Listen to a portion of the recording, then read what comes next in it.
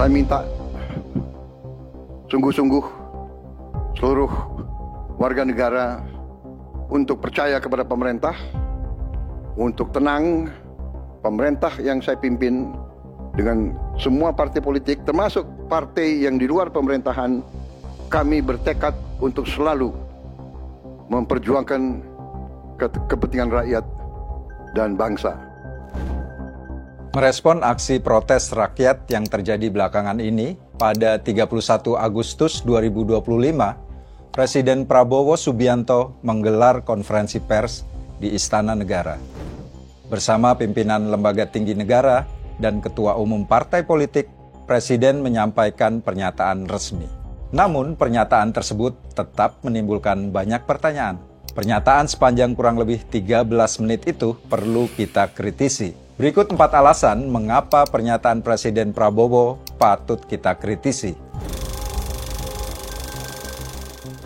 Alasan yang pertama, pernyataan arogan wakil rakyat memperlihatkan ada masalah besar di sistem pemilihan umum. Catat nih, orang yang cuma mental bilang bubarin DPR, itulah orang tolol sedunia.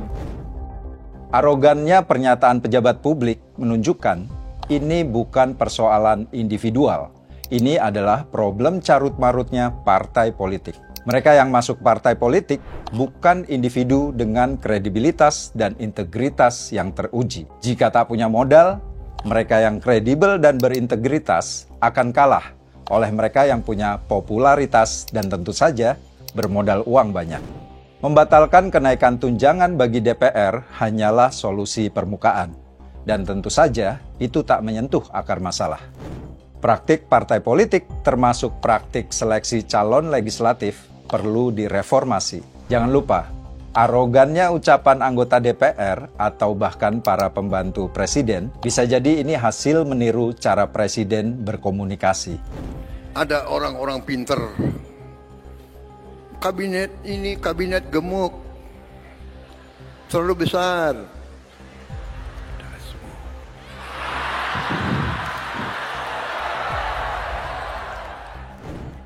Alasan kedua, Presiden menutup mata terhadap kekerasan aparat yang telah jadi problem sistemik di kepolisian.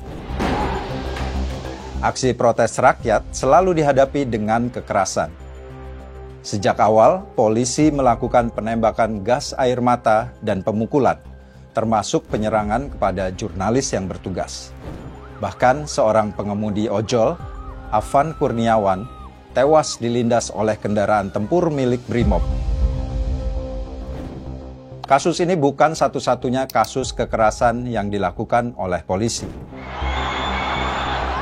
Di banyak daerah, aparatur negara seperti polisi dan tentara tentunya, mereka melihat rakyat seperti musuh.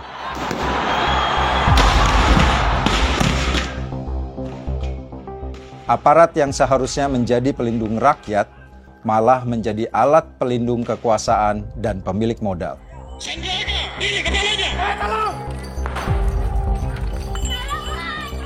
Mereka bersenjata, tapi moncongnya selalu diarahkan kepada rakyat.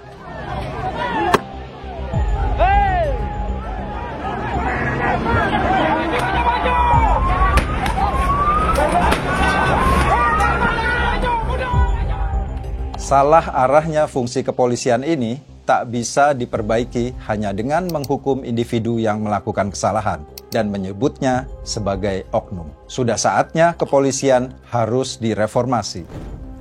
Tapi alih-alih memikirkan reformasi kepolisian, Prabowo justru memberikan kenaikan pangkat luar biasa bagi polisi yang bertugas. Saya sampaikan ke Kapolri, saya minta semua petugas dinaikin pangkat. Dinaikin pangkat luar biasa karena bertugas di lapangan, membela negara, membela rakyat. Alasan yang ketiga, statement Prabowo memperkuat narasi konspirasi dan politik stigma. Stigma makar, terorisme, hingga stigma ditunggangi pihak asing memang paling mudah dan murah. Mengarah kepada makar dan terorisme. Narasi ini sering dipakai rezim untuk mengabaikan substansi tuntutan rakyat. Akibatnya, fokus bergeser dari masalah sebenarnya ke teori konspirasi yang tidak terukur. Bagaimana rakyat bisa tenang jika pemerintah berjanji akan mendengarkan keluhan rakyat, tapi sekaligus memberi cap kepada para demonstran sebagai perusuh atau pelaku makar? Oh ya, jangan lupa juga, Presiden pernah bilang aksi-aksi protes dan kritik rakyat dibiayai oleh koruptor. Bisa jadi rakyat lebih percaya bahwa kampanye pemilulah yang dibiayai oleh koruptor. Koruptor-koruptor itu yang biayai demo-demo itu. Indonesia gelap, Indonesia gelap. Sorry ye, Indonesia cerah. Pernyataan seorang presiden sebaiknya berbasis data dan analisa yang cukup.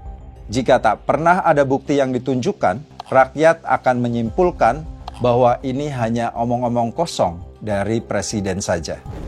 Alasan keempat, pernyataan presiden terlalu normatif dan tak menjawab krisis kepercayaan publik. Presiden meminta rakyat untuk tenang, percaya pada pemerintah, dan menjaga persatuan nasional. Tapi, ajakan untuk percaya tanpa dibarengi membangun akuntabilitas hanya akan jadi kalimat kosong saja. Penekanan terus-menerus pada persatuan dan gotong royong akhirnya terdengar seperti mantra politik yang diulang-ulang untuk menutup kegagalan menjawab masalah sebenarnya. Bagaimana rakyat bisa percaya jika kekerasan aparat polisi dan TNI tak pernah dihentikan? Kurang dari 2 kali 24 jam sejak pernyataan Presiden, kampus Unisba dan Unpas di Bandung ditembaki gas air mata oleh polisi. Di waktu yang hampir bersamaan di Jakarta, Del Pedro Marhain, seorang aktivis dari Lokataru, ditangkap polisi. Sekuat dan semanis apapun retorika dari Presiden, itu tak akan bisa menghentikan suara rakyat untuk mengajukan protes dan menggugat dari setiap ketidakadilan yang terjadi. Itu tadi 4 alasan kenapa pernyataan Presiden pantas kita kritisi. Kamu pasti punya alasan lainnya. Tulis di kolom komentar ya.